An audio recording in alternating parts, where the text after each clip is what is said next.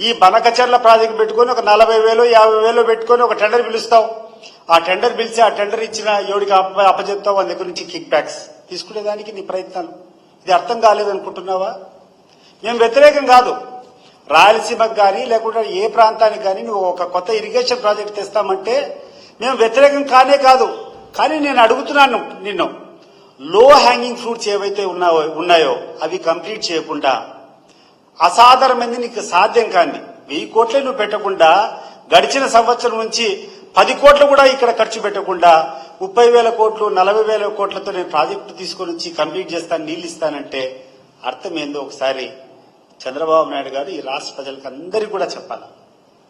అసలు నువ్వు బనకచర్ల గురించి మాట్లాడే ముందు రాయలసీమలో ఉన్నటువంటి పెండింగ్ ప్రాజెక్టులు గడిచిన సంవత్సరం నుంచి ఎందుకు ఆగిపోయి ఉన్నాయి, చంద్రబాబు నాయుడు గారు ఎందుకు రివ్యూ చేయలేదు, ఎందుకు ఈ ప్రాజెక్టులు నిలబెట్టున్నావు, సమాధానం చెప్పాల్సినటువంటి పరిస్థితి.